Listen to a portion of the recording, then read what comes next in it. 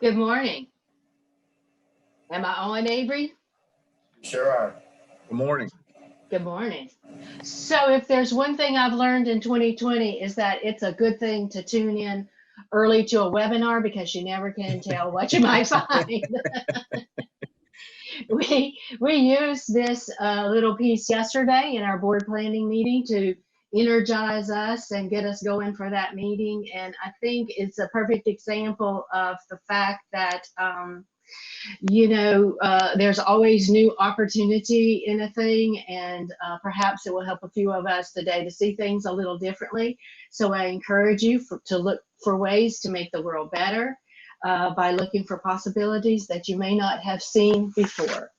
And with that, I would like to introduce our guest for our Up Next webinar series this morning, and it is Marc Ehrhardt, who is the Executive Director of the Grow Louisiana Coalition.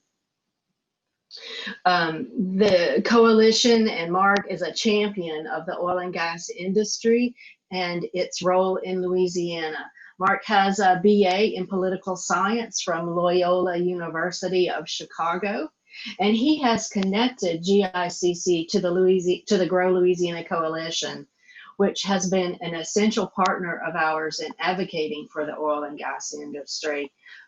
Years ago, Marc did that for us. I would also like to add that the coalition is actually a member of the Greater Iberia Chamber of Commerce, and that there is a wealth of information about all aspects of the oil and gas industry on their website at growlouisianacoalition.com. And for those of you who would like to share the information that you get today with others, we will be posting this webinar on our website. So with that, Marc, I'm going to turn the screen over to you. Great. Good morning. Good morning, everyone. And I would say not only are we members of the chamber, we're proud members of the chamber. And in the Iberia Chamber has been one of our core partners in trying to get the word out to people around Louisiana about how important the oil and gas industry still is to the state and really to the world. And so in what we've been talking about, I'm glad you shared something about opportunities, and 2020 being or today being a day of opportunity, because there was something I saw a few months ago where someone was saying, what if 2020 is the beginning of something great as opposed to the end of something or going downhill? And I've chosen at that time when I read that, I was like, even amongst all the difficulties and the challenges and certainly the personal hardships that people are feeling and continue to feel, maybe 2020 can be the time that we begin something new and we turn things around and move in the right direction. Now, it depends on how everybody's watched the last couple of months in terms of what's happening in Washington, D.C. and what may be happening in Louisiana and other places. Somebody may say, oh, 2020 is the beginning of something. I may want to give it a little while. But I agree with you. I think there are opportunities to be had. I think there are opportunities in Louisiana's oil and gas business. And even though we are facing tough times and we keep facing tough times, there's opportunities to invest in Louisiana oil and gas. And what we need is our leaders and the people who represent us to recognize the opportunities in oil and gas in Louisiana and make the decision whether we want to stand still or whether we want to press ahead and be smart about the vision for the future. So in the next few minutes, what we wanted to do is give you just an update on where we are. I'll go ahead and share some things, and wanted to give you some updated information about the oil and gas industry in the state, specifically some things we found out about Iberia Parish and the surrounding parishes, and then happy to take any kind of questions that anyone has. There are some things that there's some basic realities about where we are as an oil and gas industry in the state, and it is difficult. And there are challenges facing us, and there have been challenges facing us basically every year since 2014, and challenges facing the industry and how to grow industry and how to keep people employed, how to expand into different areas of the business. So for me to sit here for the next few minutes and talk about how great things are all the time I think everybody would think I was lying, and so I'd rather be optimistic but realistic. And I think there are things we can do as Louisianians that can help move the industry forward, that can create new opportunities for businesses that are based in Louisiana to work, to do more business, to do different kinds of work within oil and gas. But we need to speak out in order to create those opportunities. So first, what I'll do is, as Janet mentioned, the Grow Louisiana Coalition has been around since 2014. So we're about to finish our 7th year of activity, and we were created really to be the uniting voice of the people of oil and gas in Louisiana. And we have about 20 different chamber partners around the state that have joined us in supporting the future of oil and gas in the state and the people working in the industry. And we've started from zero and built up to a universe of 110,000 Louisianians who support us and support Louisiana oil and gas. And they do that in all types of ways, whether that's sharing things online, talking to elected officials and parish council members, police jury members, state legislators, and the governor, to even showing up at the Capitol. And this year we weren't able to go to the Capitol for obvious reasons, but last year we had 1,000 people go to Oil and Gas Industry Day at the Capitol, and we hope that we can do that again soon, so that the people who make decisions about the future of Louisiana can see the people they're making decisions about and how those decisions impact people like us, people who want to make their careers and lives in South Louisiana and in oil and gas. Sure, I'm doing this correct.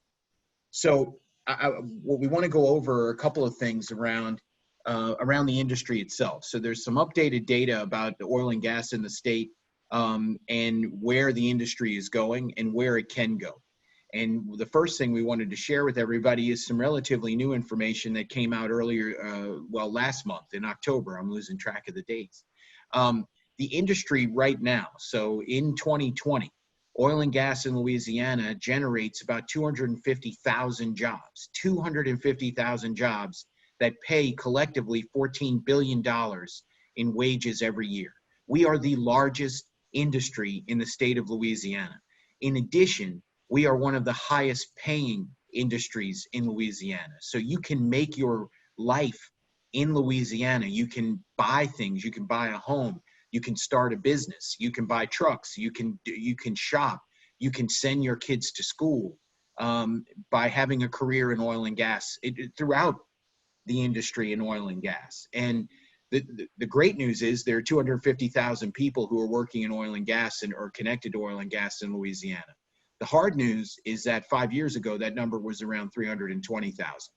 And so we're seeing a trend that's going in our opinion, in the wrong direction, that we can do things in Louisiana to reverse that trend if we're willing to make decisions that help the industry grow and help the state grow. And our elected officials are the ones at the center of that. What oil and gas pays in taxes in the state of Louisiana represents 15% of all the taxes and fees that the state collects. So when we start hearing things, and you may hear things about oil and gas, and they need to pay their fair share, and they need to do this, do that, and industry needs to pay more. The argument that we would say is industry is absolutely paying more. We are paying our fair share it may be beyond that, because everything that we do and the revenue we produce represents such a massive amount of tax revenue that the state and parishes take in every year. And you can see it in terms of what we're creating economically around gross domestic product. And we're ultimately creating $73 billion as an industry in Louisiana that goes into the state and national economy. So the part I can absolutely emphatically share with you and be very positive about is that oil and gas in Louisiana is still strong. It's still strong. It's not as strong as it once was, but it can be strong again. And, you know, I choose to be optimistic and see opportunity, but I also choose to be realistic.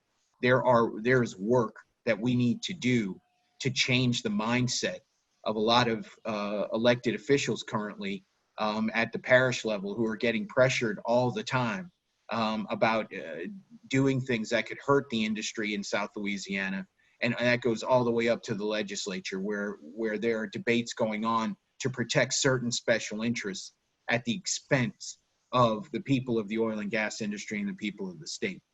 So when you look and you take the state numbers, 15% of all the taxes that are paid in the state of Louisiana, 250,000 jobs, and then you look and take it down into Iberia Parish specifically. And again, this is information that just came out in early October. In Iberia Parish by itself, there are almost 2,700 people employed in the industry. And those people are paid just north of $230 million a year. So you're looking at an average salary close to $100,000 a year. If you're working in Iberia Parish in oil and gas, you're earning close somewhere between $90,000 and $100,000 a year in annual salary. And that's the type of income that you can build a life around. And that's the best evidence we have of the importance of the industry in South Louisiana, are the number of jobs that are created, but then how those jobs allow for careers to be developed and blossom, and really communities are supported. And then in terms of property taxes, it's just close to $2 million a year in property taxes that are paid directly to Iberia Parish. That doesn't include sales taxes and payroll taxes and things like that go through the state and then may come back to the parish in different ways. That's $2 million a year paid directly to Iberia Parish through property taxes. So the other part is, this year, the biggest understatement I think I'll say in the next few minutes is that this year has been hard. And so when we started the year in pretty good economic circumstances, the price of oil was holding at around $40, maybe a little bit higher. There was some positive movement in terms of the price of oil going a little bit higher. The pandemic hits, and I saw something yesterday that said, if you're not going anywhere, you don't need gas in your car to get you there. And that's been a very harsh reality for us as an industry. But in other aspects of the industry, in terms of processing and refining and things like that, oil and gas has been central to helping address the pandemic across the globe, really, and shifting and creating hand sanitizer, other types of medical supplies on the petrochemical end. We've been very active as an industry in helping address the public health crisis. And then in Louisiana specifically, we've been in the cone of uncertainty since June 1st, I think 8 times, and it depends on whether you want to count for a brief time yesterday with the storm that's in the Gulf and moving on land today. We were in the cone of uncertainty there for a day. So we've had it tough. And what the oil and gas industry has done in Southwest Louisiana is the industry has always been there.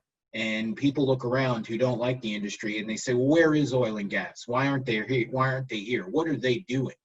And when you look at Southwest Louisiana and Acadiana and what has happened this year, there are 2 things that come to mind. Number one, the industry has always been a part of Southwest Louisiana, Acadiana, Southeast Louisiana, the Bayou region. We've been here for 100 years. And when the time comes for us to step up, we step up and show up and help each other, and we lift each other up. And the best example I have for that to show you today is in the first month after Hurricane Laura, the oil and gas industry in Louisiana had contributed about $4.5 million and 50,000 gallons of fuel by our count. Now, we were just counting this ourselves, and to help the communities in Southwest Louisiana. And that's not changing. Companies like Shell and Chevron, Lard Oil, who is a very big partner with ExxonMobil, they are all doing ongoing work to help the industry, but then help the communities and people of Southwest Louisiana recover from the worst natural disasters we've seen, at least in the last decade, maybe ever. And what we would encourage you to do is, if you're still interested in helping out, or if there are things that you can tell us about in terms of what you're doing in the industry and what's happening, go to growlouisianacoalition.com, and you can see a whole list of activities and organizations that are working on the ground in Southwest Louisiana that are connected to the oil and gas business, and be a part of it. And if there's something on there that's missing, let us know. Shoot us an email and we'll add it to the list. So, times are tough, but the industry still is strong in Louisiana. We're still vital to the success of Louisiana and South Louisiana, but we're up against it. We have challenges and headwinds that are facing us, and some of those things are very obvious if you go to work in the industry every day, especially on the upstream end and servicing different exploration activities and things like that. And there are things we can do. There are things we need to do. And for us to be successful as an industry, we need to speak up as an industry and as the people of the industry. Because right now we're facing out-of-town special interest groups that have gone in and said, they chose 4 years ago, really, they chose to start going more local in what they were going to do to try and scare people into thinking that the oil and gas and petrochemical industries aren't good for us anymore. They're outdated. They're old. We need to be looking at new technologies and new ways of doing things. And what they're not telling us, and what we need to be standing up and saying, is two things. Number one, air emissions in the state of Louisiana have gone down by 75% in the last 30 years. 75%. The types of refining that's going on, the petrochemical activity, the air emissions related to that. While the increase in production has happened, we have more of it happening, the air emissions and the environment in Louisiana has improved, and air emissions have gone down by 75%, some of the highest rates of decrease in the country. The second thing is that we try to be told that the industry is not working on the coast, that all we're doing is taking advantage, but we're not contributing to Louisiana's coastal future. I'm here to tell you that the oil and gas industry in Louisiana is the largest private investor in Louisiana's coast. We are the largest private investor in Louisiana's coast. We are the primary funding sources for things that are happening along the coast. And we know it because the CPRA has confirmed it to us. The business climate, it's unpredictable.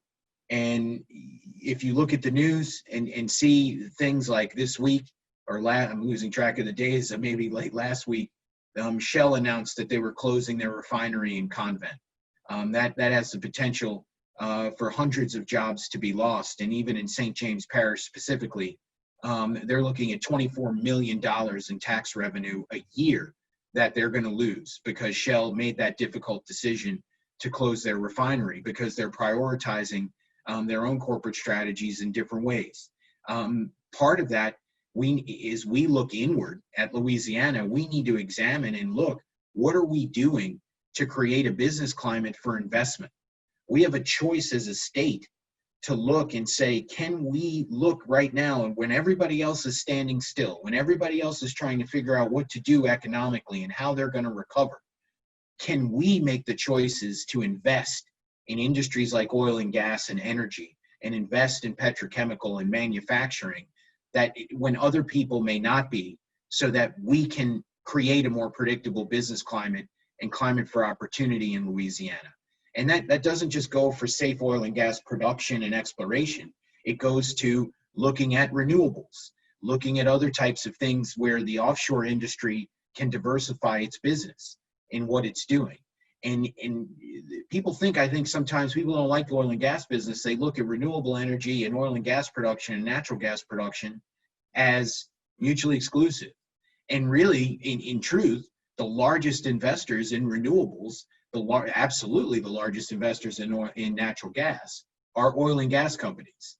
And those are the things that we need to remember. How can we cultivate those relationships and to create opportunities for Louisiana businesses? There is a little bit of a bright spot. I don't know how many of us are familiar with Constitutional Amendment 2. That passed overwhelmingly on Election Day.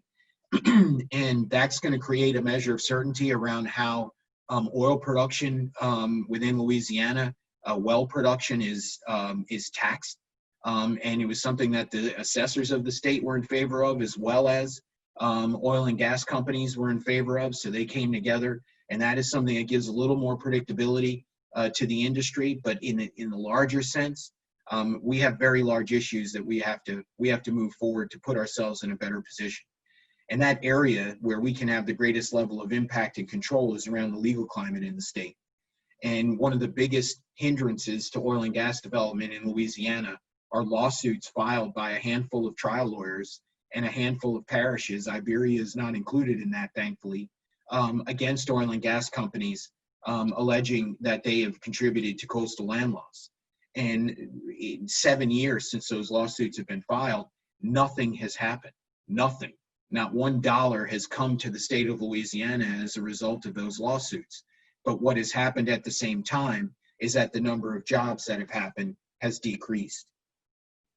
So the climate we're looking at, and I was saying, you know, these are the parishes that we can see. There are 20 parishes who are in the state's coastal zone, Iberia being there, St. Mary, as well as Vermilion. And these lawsuits, what we have seen in the places, really in the industry overall, especially in South Louisiana, is since these lawsuits started being filed in 2013, we have seen a steady job drop-off. And sometimes our leaders have attributed that drop-off to the price of oil. But when you factor in the price of oil and how it's gone up and down, the one thing that has stayed constant is that the jobs in the state and the level of activity in the state has steadily decreased in Louisiana waters and nearshore. Exploration in the Gulf of Mexico has stayed relatively steady and been affected economically. But when you look at when lawsuits were filed and then see where the industry has gone in Louisiana, it has steadily gone down. Because companies look at the legal risk in Louisiana relative to places like Texas, and they go, we don't know the rules of the game there, and we're not willing to take the risk. And that's our biggest challenge, in my opinion, and that's the thing we need to speak out about the most. These are some of the evidence of what lawsuits have done. This is according to the Pelican Institute. This study was released last fall in 2019. They estimate because of lawsuits against the oil and gas business, we've lost 2,000 jobs in the span of 2 years. Louisiana water exploration, safe exploration's down nearly 60%. And on top of everything, the jobs we lost also resulted in $70 million in lost potential wages. Because what happens is the industry is a very large employer of people in the state, but they also are one of the highest paying. And when those jobs go, the wages and high wages that go with them go with them. And they're not being replaced by jobs that are paying the same or more. One of the positive things we want to point out is that District Attorney Beaudouet, and we picked up a video and have it on our Facebook page from the campaign, in his recent District Attorney's campaign. You know, he was pretty clear about Iberia Parish and his opinion around filing lawsuits. It's ultimately his decision if he was to try and file lawsuits against the industry. And you can see this quote here is pretty direct. He thinks it's unnecessary. And so we thought it was important that we point that out so that you can get a better idea of where your parish leaders are.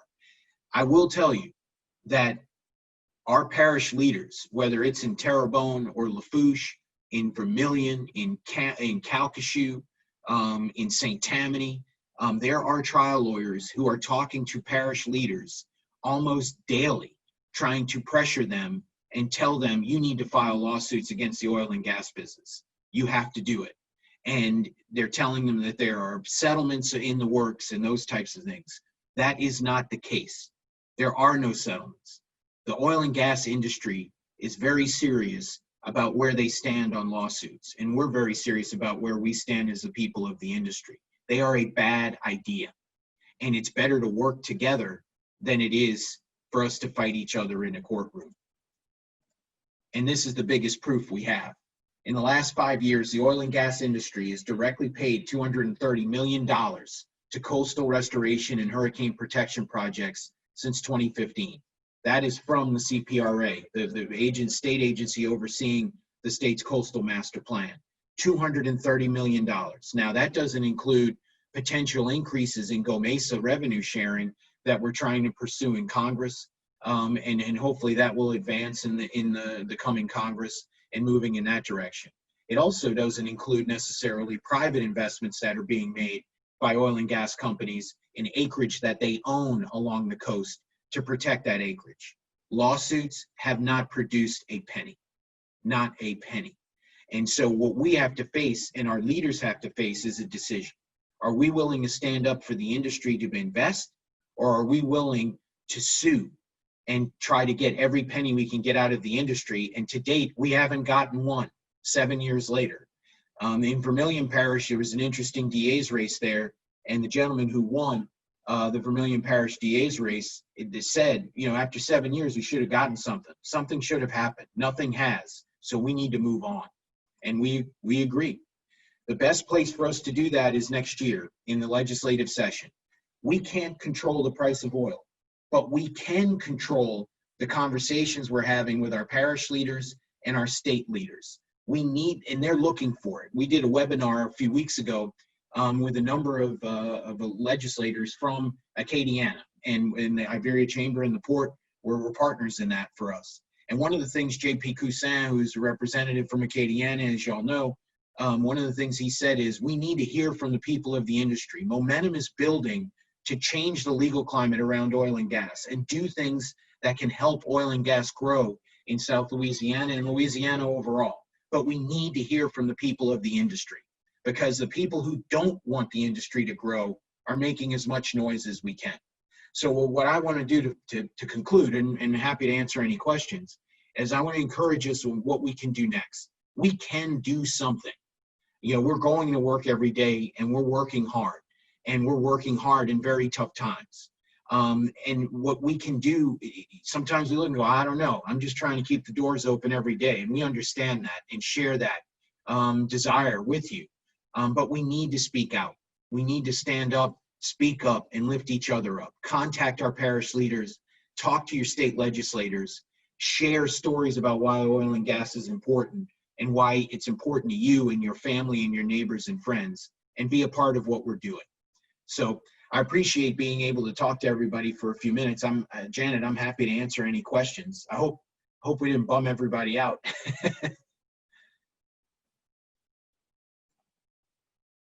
think you're on mute. People probably wish I walked around with that button, but Me too. Anyway, no, I think we really appreciate the information that you've shared with us this morning, particularly that drills down, no pun intended, directly to Iberia Parish. I have one question about the job slide that you presented. Yeah. I believe it said like 2,600, 2,675 people employed by the oil and gas industry in Iberia Parish. Is that people that are that actually live in Iberia Parish, or is that people from the region that work in the oil and gas industry? Just for my clarification. The way historically that data has been tracked is they do it. I know that in studies we've done with Dr. Lauren Scott, used to be at LSU, they track by where you live.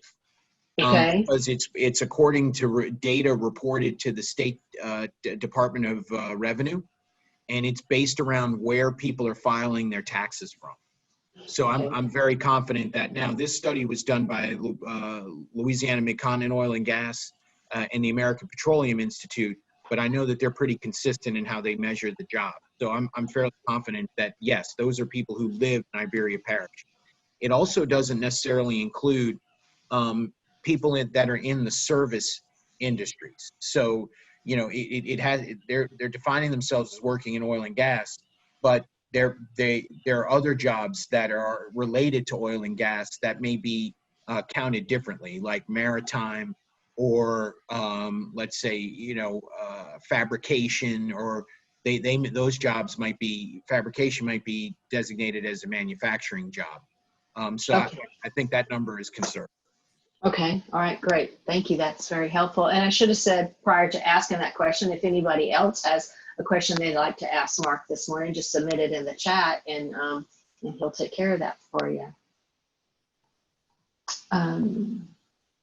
Any events coming up in this virtual world that we need to be aware of? What's happening next? We are, so there's some things we have planned. We're gonna do some things. We're hoping to do another webinar that's statewide that talks about the implications of the election that took place. We're waiting a little while before we do that, so that we can get a little more clarity on what the future may bring.